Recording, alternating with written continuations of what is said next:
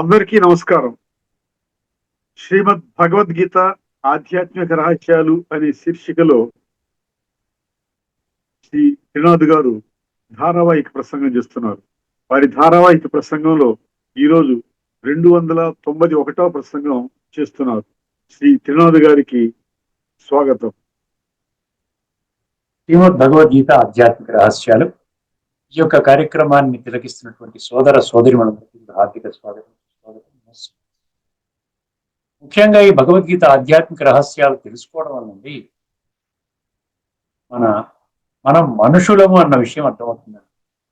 ఎందుకంటే 84 లక్షల జీవరాశులలో మనిషికి మాత్రమే భగవంతుడు మనసు, బుద్ధి ఈ రెండు ఫ్యాకల్టీస్ని ఇవ్వటం జరిగిందండి. పవర్ఫుల్ శక్తులని ఇవ్వటం జరిగింది.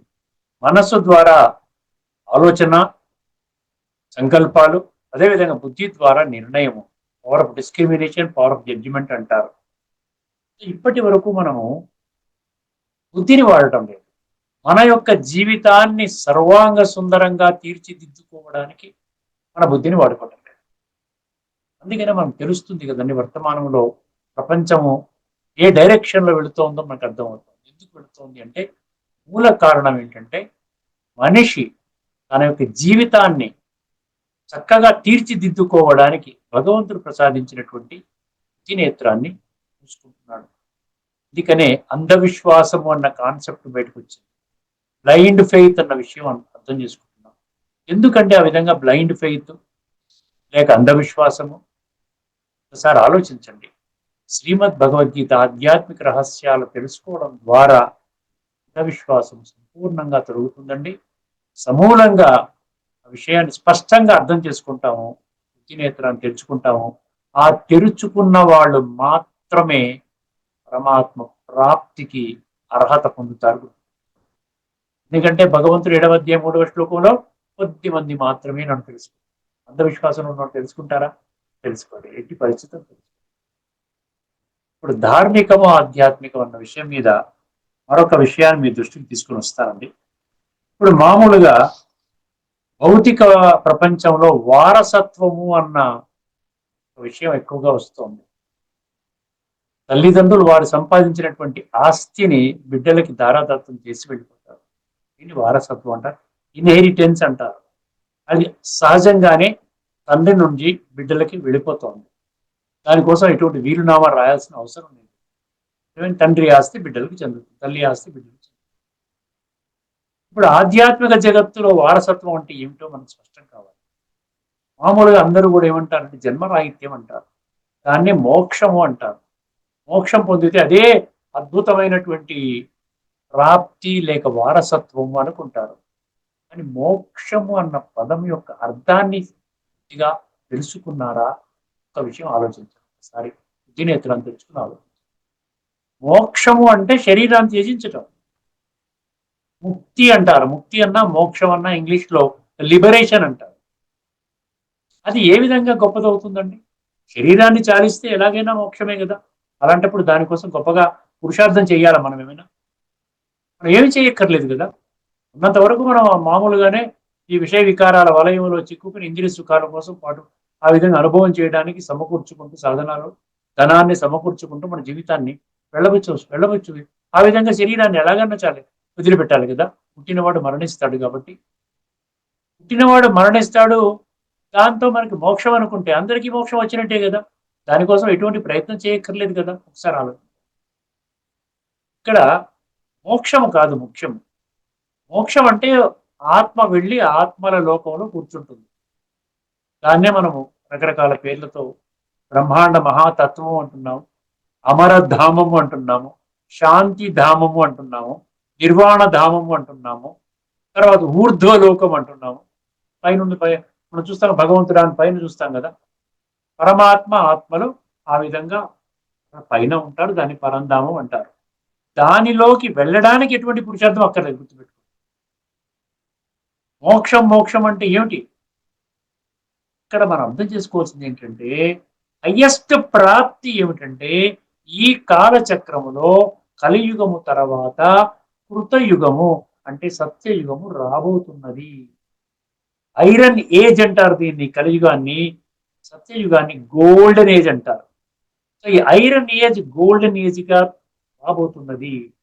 భగవంతుడి యొక్క వాగ్దానము 4వ అధ్యాయంలోని 7-8 శ్లోకాలు చాలా ఫేమస్ శ్లోకాలు. యదా యదా హి ధర్మస్య గ్లానిర్భవతి భారత అభ్యుత్థానమ ధర్మస్య తదాత్మానం సృజామ్యహం పరిత్రాణాయ సాధూనాం వినాశాయ చ దుష్కృతాం ధర్మ సంస్థాపనార్థాయ సంభవామి యుగే. ఈ శ్లోకాలని మనం అర్థం చేసుకుంటాం. కేవలం ఏదో చదువుకుంటున్నాం తప్ప ఇది మన జీవితానికి ఎట్లా టచ్ చేస్తుంది, నేను దాని గురించి నేనేం చెయ్యాలి విషయం అర్థం కావట్లేదు. ధర్మ సంస్థాపనార్థాయ సంభవామి అంటే మోక్షాన్ని ఇస్తానని కాదండి. కృతయుగం అంటే ధర్మయుగం రాబోతున్నది, సత్యయుగం రాబోతున్నది, గోల్డెన్ ఏజ్ రాబోతున్నది. ఎందుకంటే కాలచక్రం ఎవరు ఆపలేరు. భగవంతుడికి కూడా ఈ కాలచక్రాన్ని ఆపే శక్తి. కాలము తిరుగుతూనే ఉంది. జాతస్య హి ధ్రువో మృత్యు ధ్రువం జన్మ మృతస్య చ తస్మాద్ అపరిహార్యేర్దే నత్వం శోచితుమర్హసి. వాడు మరణిస్తాడు, మరణించిన వాడు మళ్ళీ జన్మ తీసుకుంటాడు, ఇది అనివార్యము. అర్థమైందండి. ఈ అనివార్యమైనటువంటి దాంట్లో భగవంతుడి అంటున్నాడు కదా ఈ కాలచక్రం. అందుకనే 3వ అధ్యాయం 16వ శ్లోకంలో ఈ కాలచక్రం యొక్క కాలానుగుణముగా అంటాడు. కాలానుగుణముగా మనము కూడా పరివర్తన అవ్వాలి. ఎప్పుడు ఒకలాగే ఉంటే ఎలాగండి? అర్థమైందండి. కాలానుగుణముగా ఎవరైతే పరివర్తన చెందరో కేవలం ఇంద్రియాల ఆధారంగా జీవితాన్ని, ఆ ఇంద్రియ సుఖాలని పొందడం కోసమే జీవితాన్ని పణంగా పెడతారో వాళ్ళు వారి యొక్క జీవితాన్ని వ్యర్థం చేసుకుంటున్నారు అన్నారు. 3వ అధ్యాయం 16వ. ఏవం ప్రవర్తితం చక్రం నానువర్తయతీహ యః అఘాయురింద్రియారామో మోఘం పార్థ సజీవతి. మోఘం అంటే వ్యర్థం. జీవితాన్ని వ్యర్థం చేసుకుంటున్నారు అంటున్నాడు భగవంతుడు. ఎవరైతే కాలానుగుణంగా తమ యొక్క విధానాన్ని మార్చుకోకపోయినట్లయితే. ఈ విధంగా మనం అర్థం చేసుకోగలిగితే మోక్షం అంటే చనిపోవడం కాదండి. దానికోసం ఎటువంటి పురుషార్థం చేయక్కర్లా. రేపు రాబోయేటువంటి కృతయుగములో, సత్యయుగములో శ్రేష్టమైన జన్మ పొందాలి. ఎందుకంటే ఎలాగైనా జన్మలు పొందాలి. 4 రకాల జన్మలు కదా సత్యయుగంలో ఉన్నటువంటి. సాత్విక ప్రధాన స్థితి, త్రేతాలో సాత్విక సమాన స్థితి, ద్వాపరంలో రజోగుణ స్థితి, అదేవిధంగా కలియుగంలో తమోగుణ స్థితి. 4 స్థితిగతుల్లో మనిషి వెళ్తున్నాడు. ఎవరు ఎక్కడికి వెళ్తారో కొద్ది మంది మాత్రమే వస్తారు. 850 కోట్ల మందిలో 33 కోట్లు దేవీ దేవతలుగా దైవీ సంస్కారాలతో వాళ్ళు జన్మ తీసుకుంటారు. ఇది అన్నమాట మనకు వారసత్వం కావాల్సింది. దీనికోసం మనం పురుషార్థం చేయాలి. లేకుండా అంటే ఇవన్నీ కార్యక్రమాలు పెట్టుకోవడం అవసరం కూడా లేదు. ఏమైనా చేసుకోండి. మరణం అంటే వస్తుంది. అర్థమే, ప్రతి ఒక్కడు మరణిస్తాడు. మరణిస్తేనే మోక్షం. మోక్షం వచ్చేసినట్టే కదా. మోక్షం అంటే మరణించాలి. అర్థమైందండి. మోక్షం అంటే లిబరేషన్. ఈ శరీరం నుంచి లిబరేషన్. దీన్ని ఏమైంది, మన ఇప్పటిదాకా అంధవిశ్వాసం కారణంగా, ఈ భగవద్గీత జ్ఞానాన్ని విస్మరించడం కారణంగా, భగవద్గీత సర్వశాస్త్రమై శిరోమణి అన్న విషయాన్ని విస్మరించిన కారణంగా మనం ఏం చేస్తున్నామండి, మోక్షము అంటే జన్మరాహిత్యము అనుకున్నాం. ఇది కరెక్ట్ కాదండి. భగవద్గీత ప్రకారంగా నేను చెప్పడం లేదు, భగవద్గీత భగవంతుడు ఏం చెప్తున్నాడు, ఈ విధంగా కాలచక్రం తిరుగుతూనే ఉంటుంది. మాటి మాటికి రిపీట్ అవుతుంది. 4 యుగాలు మళ్ళీ క్లోజు, మళ్ళీ కలియుగం నుండి కృతయుగం రావడానికి పరమాత్మ ఈ సృష్టి మీద అవతరించి రిపేరింగ్ చేస్తారు ఆత్మల్ని. మళ్ళీ సత్యయుగంలో తీసుకుని పెడతాడు. మనము ఆ యొక్క దేహాన్ని ధరించుకుంటూ వస్త్రాలను మార్చుకుంటూ దిగుతూ మళ్ళీ కలియుగం యొక్క అంచును చేరిపోతాము. తర్వాత మళ్ళీ పరమాత్మ వచ్చి ఈ విధంగా కార్యక్రమం ఇది అనంతంగా జరుగుతుంది. అర్థమైందండి. అందుకని మనం ఏం చెయ్యాలి, ఈ కల్పములో, రాబోయే నూతన కల్పంలో శ్రేష్టమైన జన్మ పొందాలి. అది దేని ఆధారంగా పొందుతున్నాము, సంస్కారాల ఆధారంగా. సాత్విక సంస్కారాలతో దేహాన్ని త్యాగము చేసినట్లయితే అప్పుడు మనము సాత్విక జన్మలు పొందుతాము. సాత్విక యుగము అంటే సత్యయుగంలో శ్రేష్టమైన జన్మలు పొందుతాము. దానికోసం మనం పాటుపడాల్సింది. దాన్నే అది పొందడానికి మనం కోరుకోవాలి. పురుషార్థం అంటే అదే అనమాట. పురుష అంటే ఆత్మ. ఆత్మ అర్థం ఎందుకంటే ఆత్మనే ప్రయాణం చేస్తుంది. ఈ వస్త్రం ఈ జన్మకు ఉంటుంది. ఇది కాల్చేస్తారు. మళ్ళీ కొత్త వస్త్రము అది కాల్చేస్తారు.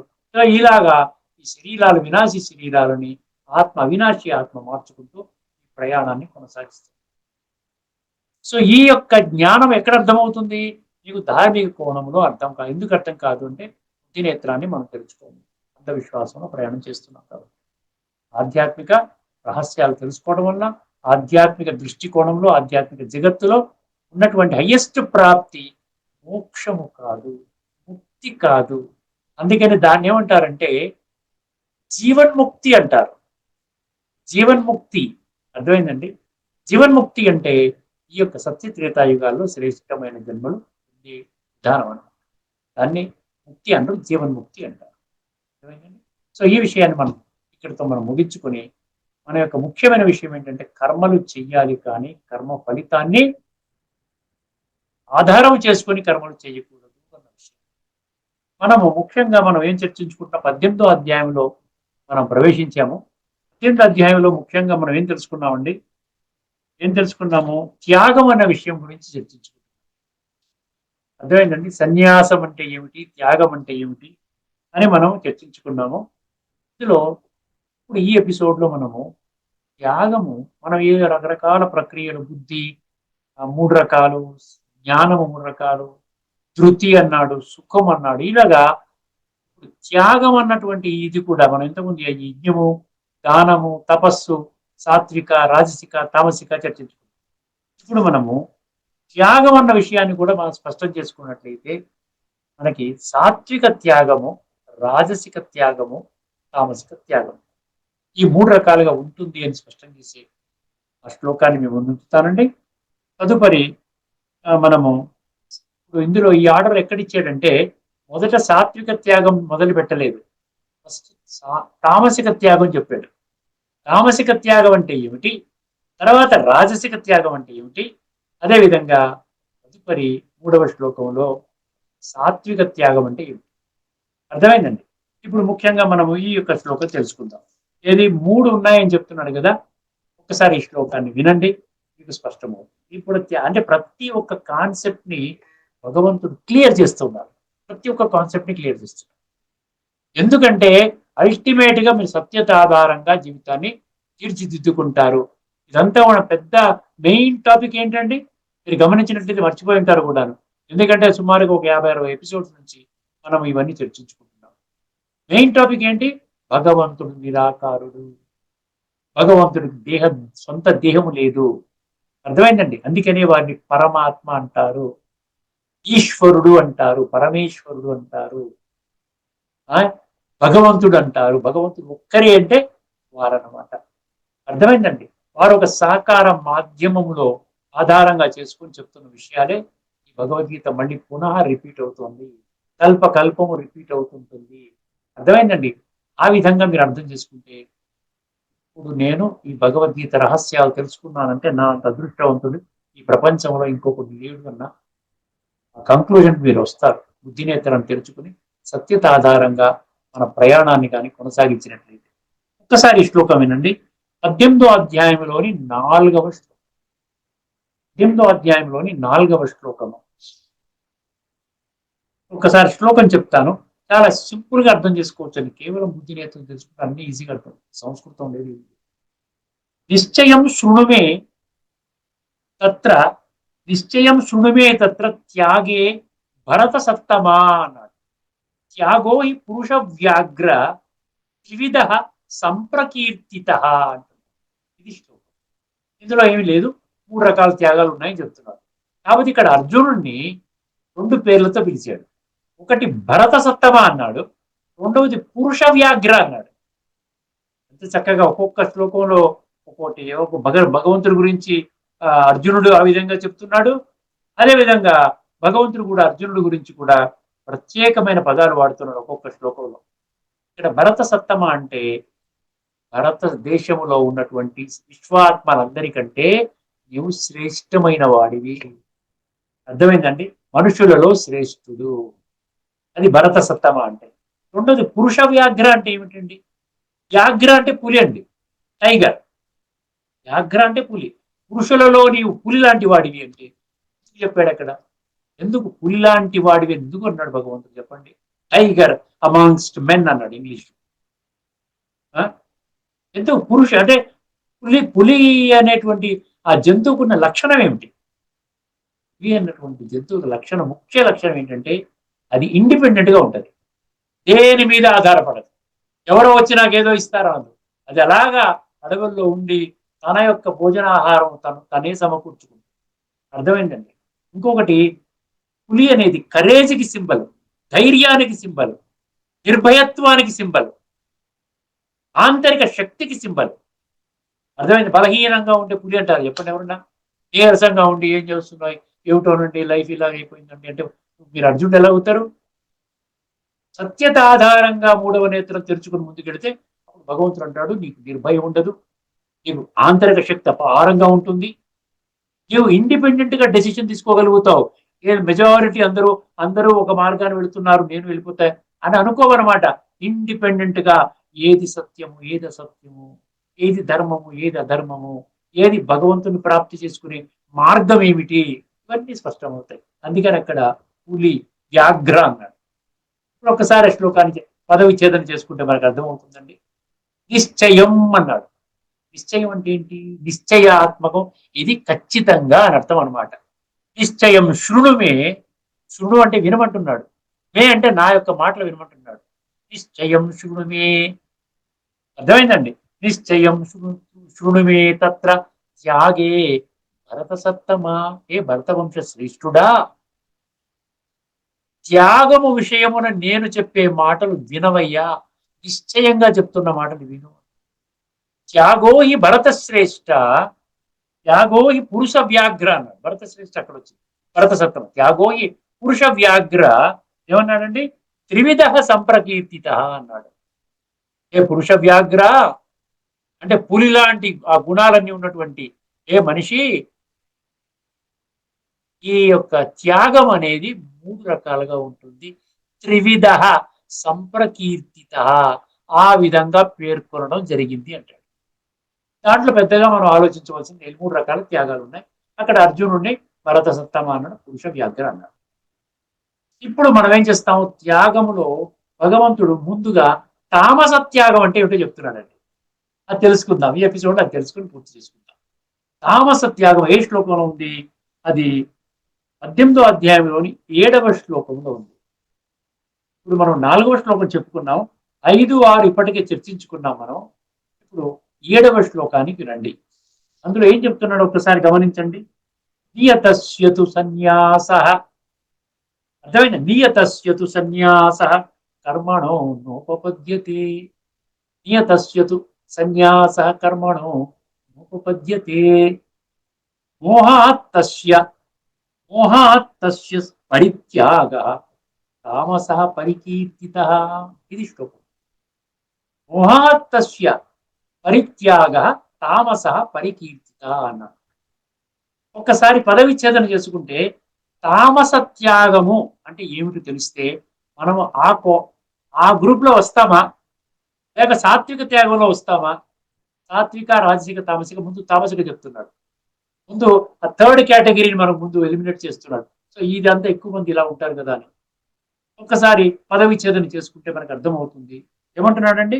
నియతస్యతు సన్యాస అన్నాడు. నియత అన్నాడు. నియత అంటే ఏంటంటే, నియత అంటే ఏంటి? శాస్త్రం ఆధారముగా, గీతాశాస్త్రము ఆధారముగా. అర్థమైందండి? ఏమన్నాడండి? శాస్త్ర విహితమైన అన్నాడు. అంటే భగవంతుడు గీతలో బోధించినటువంటి జ్ఞానము ఆధారముగా దానిని విడిచిపెట్టకుండా, నియతస్యతు సన్యాస, అర్థమైందండి? నియతస్యతు సన్యాస కర్మణో నోపపద్యతే, అంటే శాస్త్రము విధించిన కర్మని విడిచిపెట్టడం అనేది సమంజసము కాదు అంటున్నాడు. శాస్త్రము నిర్ధారించినటువంటి కర్మలు చేయమంటున్నాడు. అర్థమైందండి? నియతస్యతు సన్యాస కర్మణో నోపపద్యతే నా ఉపపద్యతే. అర్థమైందండి? అది సన్యసించడం అనేది తామసిక త్యాగం అన్నాడు. అర్థమైందండి? అంటే మనం చేయవలసినటువంటి కర్మలు ఏవైతే ఉన్నాయి, మనం ఇప్పటికే అనేక మాటలు చర్చించుకున్నాం. ఏ కర్మలు చేయాలి ఇప్పుడు వర్తమానంలో? ఈ call of time, call of God, ఈ కలియుగం యొక్క ఆఖరి క్షణాలు నడుస్తున్నాయి. భగవంతుడు ధర్మ సంస్థాపన కొరకు తన యొక్క విద్యుక్త కర్మని చేస్తున్నాడు. సృష్టి పరివర్తన, యుగ పరివర్తన కర్తవ్యాన్ని నిర్వహిస్తున్నాడు. అటువంటి సందర్భంలో మనం ఎటువంటి కర్మలు చెయ్యాలి? భగవంతుడు నిర్దేశించిన కర్మలు చెయ్యాలి. ఈశ్వరీయ కార్యక్రమాన్ని సమర్థించే కర్మలు చెయ్యాలి. ధర్మ సంస్థాపన కర్తవ్యాన్ని సమర్థించే కర్మలు చెయ్యాలి. అంతేగాని ఏవి చేయకూడదు చెప్పండి? ఏవి చేయకూడదు? కామ్య కర్మలు చేయకూడదు. కామ్య కర్మలు అంటే ఏంటి? కామ, క్రోధ, లోభ, మోహ, అహంకారాలతో కూడి ఉన్నటువంటి దానిని ప్రోత్సహించే కర్మలు, దానిని అట్టే పెట్టుకొని చేసే కర్మలు మీరు చెయ్యకండి. కానీ చెయ్యవలసిన కర్మలు ఏంటో తెలుసుకోండి. చేయవలసిన కర్మలు, నియత కర్మలు అంటే ఏమిటి? చేయవలసిన కర్మలు, నిర్దేశించిన కర్మలు, భగవంతుడు ఆదేశించిన కర్మలు. ఇప్పుడు వర్తమాన సమయానుసారంగా మంచి కర్మలు చేయాలి. అర్థం? సాటి మనిషిని గౌరవించే కర్మలు చెయ్యాలి. సాటి మనిషికి దుఃఖము కలిగించకుండా కర్మలు చెయ్యాలి. ఎవరికి కూడా మన ఎవరి దుఃఖానికి మనం కారణం కాకూడదు. ప్రతి ఒక్కరికి సుఖాన్ని అందించే కర్మలు చెయ్యాలి. ఇది నియత కర్మలు అంటే. సో ఈ నియత కర్మల్ని సన్నిసించడం అనేది కరెక్ట్ కాదు అంటున్నారు. అర్థమైందండి? నిషిద్ధ కర్మలన్నీ కొన్ని ఉంటాయి. ఈ విషయ వికారాలు, నిషిద్ధ కర్మలు, కామ్య కర్మలు, వీటిని త్యజించాలి మీరు. త్యజించవలసిన కర్మల్ని మీరు త్యజించకుండా ఏమండి ఇంద్రియ సుఖాల కోసం చేసే కర్మల్ని ఇంకా పట్టుకుని కూర్చున్నారు అంటే అది మీరు ఏం చేస్తున్నారండి? మంచి కర్మల్ని త్యజించారు అంటే అది తామస త్యాగం అంటున్నారు. శ్రేష్ఠ అంటే భగవంతుడు ఆదేశించిన కర్మల్ని మీరు త్యజిస్తున్నారు అంటే అది త్యాగం కాదు నాయనా, అది తామసం కేటగిరీ, 3వ కేటగిరీలోకి వస్తుంది అంటున్నాడు. జాగ్రత్తగా వినండి. ఏమంటున్నాడు? నియతస్యతు సన్యాస కర్మణో నా ఉపపద్యతే. నా ఉపపద్యతే సమంజసము కాదు, ఆ విధంగా దానిని మీరు ఉచితము కాదు అంటున్నాడు. మోహాత్తస్య పరిత్యాగ తామస పరికీర్తిత. దేని వల్ల నువ్వు త్యజిస్తున్నావు? మంచి కర్మలు ఎందుకు విడిచిపెడుతున్నావు? అసలు మంచి కర్మలు, చెడు కర్మలు అంటే నీకు తెలియదు కదా. ఇక ఆత్మజ్ఞానం లేని కారణంగా నేను దేహం అని 24 గంటలు దేహంతోనే ఆడుకుంటున్నావు. జీవితం అంతా దేహంతోనే గడుపుతున్నావు. దైహిక సంబంధాలతోనే ఆ విధంగా జీవితాన్ని ఆ విధంగా సమయాన్ని గడుపుతూ ఉన్నావు. దైహిక సుఖాల కోసం పాటుపడుతున్నావు. దానికి అవసరమైన ధనాన్ని పోగు చేసుకోవడం, జీవితాన్ని ఆ విధంగా పెట్టుకున్నావు. దేనికోసం అన్నాడు? ఇక్కడ మోహాత్తస్య అన్నాడు. మోహము. మోహం అంటే ఏంటి? ఇంగ్లీష్ లో డెల్యూషన్ అంటాడు. మోహం అంటే ఏంటంటే భ్రమ లేక భ్రాంతి అంటాడు. మీరు గూగుల్లో కానీ ఎక్కడన్నా మోహము is equal to meaning in Telugu ఇవ్వండి అంటే భ్రమ అన్నాడు, భ్రాంతి అన్నాడు. ఏం భ్రాంతి? నేను ఆత్మని, ఇది నా శరీరము అన్నటువంటి సత్యమైనటువంటి జ్ఞానాన్ని విస్మరించి నేను దేహమని 24/7 365 days 24 గంటలు 365 రోజులు నేను దేహము దైహిక భ్రాంతిలోని. ఈ విధంగా మనం ఇప్పటి వరకు ఏ విధంగా జీవితాన్ని గడుపుతున్నామో అది అంటున్నాడు. మోహాత్తస్య పరిత్యాగి. మోహము కారణంగా నీవు నియత కర్మలను త్యాగం చేస్తున్నావు చూసావా, అది దేని కింద వస్తుంది అంటున్నాడు. మోహాత్తస్య పరిత్యాగ ఏమన్నాడంటే తామస పరికీర్తిత అన్నాడు. దాన్ని తామస త్యాగము అని ఆ విధంగా దాన్ని పేర్కొంటారు. కాబట్టి మీరు చేయవలసిందల్లా ఏమిటంటే ఇప్పుడు వర్తమాన క్లిష్ట సమయాన్ని మీరు గుర్తించాలి అంటున్నారు. అదే కదండి. యదా యదా ఈ ధర్మస్య అంటే ఏమిటి? సమయం గురించి చెప్తున్నాడు. ఇప్పుడు ధర్మం పాతాళానికి వెళ్ళిపోయింది, అధర్మము హిమాలయ పర్వతానికి అంటుకుంది. ప్రపంచం అంతా కుళ్ళిపోయింది. రోజు రోజుకి విలువలు పడిపోతున్నాయి. మనిషి ఎట్లా నడుస్తున్నాడో, అసలు నిజంగా మనిషి లాంటి జీవితాన్ని జీవిస్తున్నాడా అనేది కూడా మనకు అర్థం కావడం లేదు. ఎందుకు ఈ విధంగా జరుగుతుంది? సర్వే జన సుఖినో భవంతు అనుకుంటే అయిపోతుందా? యాని కానిచ పాపాని జన్మాంతర కృతానిచ అని దేవాలయంలో చెప్పదెబ్బలు వేసుకుంటే అయిపోతుందా? మనంతటా మనం ఏమీ చేయక్కర్లేదా? ఈ దేహం మీద వ్యామోహాన్ని తగ్గించండి అంటున్నాడు. మీరు దేహము కాదు.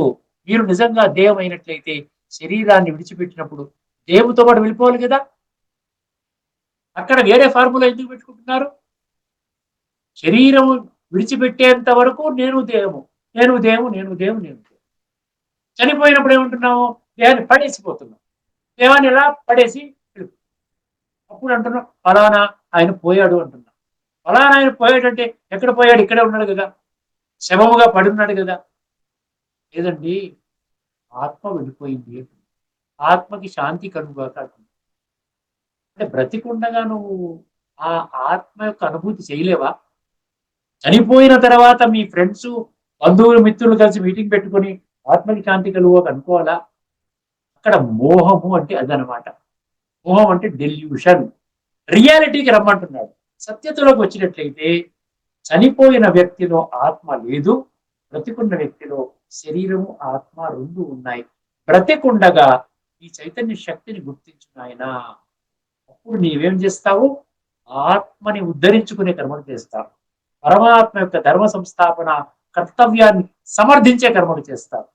అర్థమైందండి? సో ఆ విధంగా కర్మ చేస్తావు, కర్మ ఫలితాన్ని విడిచిపెడతావు. భగవంతుడు ఎప్పటి నుంచి అదే చెప్తున్నాడు కదండి, కర్మ చెయ్యండి, ఈశ్వరుని యొక్క కర్తవ్యాన్ని సమర్థించే కర్మలు చెయ్యండి, ఆ కర్మ యొక్క ఫలితాన్ని భగవంతుని విడిచిపెట్టి.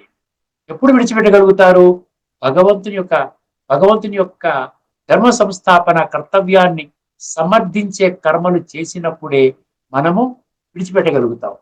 సొంతంగా స్వార్థపూరిత కర్మలు, ఈ విధంగా సుఖాలని, భౌతిక సుఖాలని అనుభవం చేయాలని అటువంటి కర్మల ద్వారా మీరు విడిచిపెట్టగలుగుతారా? అటువంటి కర్మల ఆధారంగానే, అటువంటి ఫలితం ఆధారంగా దృష్టిలో పెట్టుకుని కర్మలు చేసినట్లయితే ఆత్మ ఇప్పటికే తనేమన్నాడు? బాండేజ్ అంటున్నాడు, బంధనం అన్నాడు. తెలుగులో బంధనం అంటాడు, ఇంగ్లీష్ లో బాండేజ్ అంటాడు. బాండేజ్ అంటే అది ఇంకా పాడు చేస్తుంది, పతితంగా చేస్తుంది. పతిత పావన అని భగవంతుడు వచ్చినప్పుడు మనం ఇంకా పతితం అవుతామంటే ఎలాగండి? అర్థమైందండి? ఎందుకంటే తామస త్యాగం అంటే ఏం చెప్తున్నాడు? నేను దేహం అన్నటువంటి భ్రాంతిలో కూర్చొని నీవు చేసే ప్రతి కర్మ అది కార్మిక బాండేజ్ అవుతుంది. నేను ఆత్మని ఈ శరీరము ద్వారా విద్యుక్త కర్మలు చేస్తున్నాను.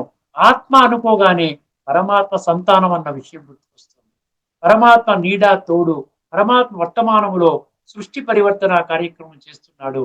వారికంటూ సొంత దేహం లేదు. వారు ఎవరైతే ఈ జ్ఞానాన్ని తెలుసుకొని పరమాత్మ యొక్క డైరెక్షన్ ప్రకారంగా జీవితాన్ని మలచుకుంటున్నారో వాళ్ళ మాధ్యమంగా వాళ్ళని యూజ్ చేసుకుంటూ సృష్టి పరివర్తన చేస్తున్నారు భగవంతుడు. అందుకని ఒక్కసారి ఈ శ్లోకాన్ని జాగ్రత్తగా వినండి. నియతస్యతు కర్మాణి నియతస్యతు సన్యాస కర్మణో నోపపద్యతే. అర్థమైందండి? మోహాత్తస్య పరిత్యాగ తామస పరికీర్తిత అంటున్నాడు. ఇదే ఇందులో ఉన్న తత్వం ఏంటండి? మోహాన్ని విడిచిపెట్టండి, దుష్ట భ్రష్ట కర్మలు చెయ్యకండి, శ్రేష్టమైన కర్మలు చెయ్యండి, భగవంతుని యొక్క కర్తవ్యాన్ని సమర్థించే కర్మలు చెయ్యండి, కర్మ యొక్క ఫలితాన్ని భగవంతుడికి అర్పించండి. అది కానీ చేయకున్నట్లయితే మీరు మోముతో పాటు మీరు కర్మలు చేసి శ్రేష్టమైన కర్మల్ని విడిచిపెట్టి, ఏమండి, ఈ మోముతో కూడుకున్నటువంటి ఇంద్రియ సుఖాల ఆధారంగా చేసే కర్మల్ని అది పట్టుకొని కూర్చున్నారు, దాన్ని విడిచిపెడుతున్నారు అంటే అది మీరు చేసేటువంటి త్యాగాన్ని ఏమంటున్నాడు? మూడవ రకమైనటువంటి త్యాగము తామసిక త్యాగం అంటున్నాడు. ఒకసారి ఈ శ్లోకాల్లో భాష్యకారులు ఏం చెప్పారు ఒకసారి గమనించండి. ముందుగా 2 శ్లోకాలు కదా, మొదటి శ్లోకానికి వస్తాను. 18వ అధ్యాయంలో 4వ శ్లోకంలో ఏం చెప్పాడు? నిశ్చయం శృణుమి తత్ర త్యాగే భరత సత్తమ త్యాగో హి పురుష వ్యాఘ్ర త్రివిధ సంప్రకీర్తిత. ఓ పురుష శ్రేష్ఠ అర్జున, సన్యాసము త్యాగము అను 2 విషయములలో మొదట త్యాగమును గూర్చి నా నిశ్చయమును వినుము. త్యాగము సాత్వికము, రాజసికము, తామసము అను 3 విధములుగా చెప్పబడినది. అది పరికీర్తిత అంటే అదనమాట, సంప్రకీర్తిత అంటే. ఇప్పుడు 7వ శ్లోకము, 18వ అధ్యాయం 7వ శ్లోకము. నియతస్యతు సన్యాస కర్మణో నోపపద్యతే మోహాత్తస్య పరిత్యాగ తామస పరికీర్తిత. ఇక్కడ ఏమంటున్నాడండి? నిషిద్ధ కర్మలు, కామ్య కర్మల ఆచరణను త్యాగము చేయుట సముచితమే. నిషిద్ధ కర్మలు అంటే విషయ వికారాస, కామ్య కర్మలు అంటే కర్మల యొక్క ఫలితాన్ని దృష్టిలో పెట్టుకుని, అర్థమైందండి, కోరికలు నెరవేర్చుకోవడం కోసం ఆ విధంగా పెట్టుకుంటూ ఫలానా కోరిక కోసం నేను కర్మ చేస్తున్నాను, ఆ ఫలితాన్ని దృష్టిలో పెట్టుకుని మనం కర్మ చేస్తాం. ఫలితం అయ్యి దొరికిందంటే ఆనందపడతాం, అది సక్సెస్ అవ్వకపోతే బాధపడతాం.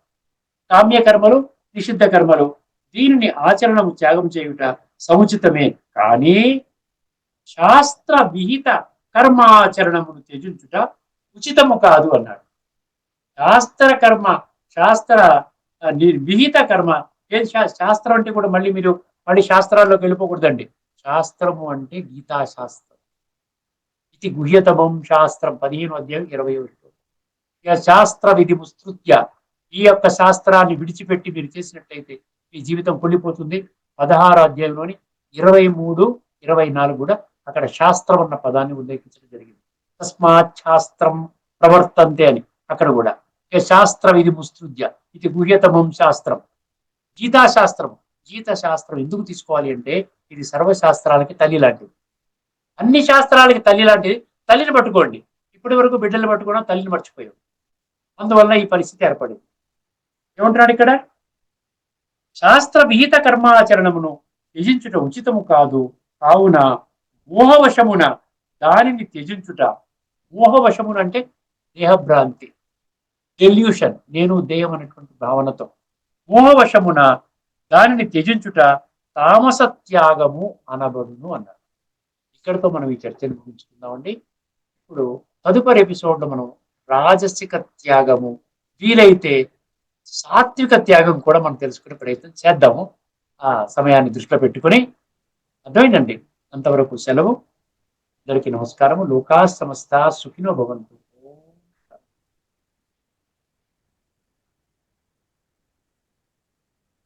శ్రీమద్ భగవద్గీత ఆధ్యాత్మిక రహస్యాల తాత్విక సారాన్ని తర్కసహంగా విశ్లేషించిన శ్రీ త్రినాథ్ గారికి ధన్యవాదాలు.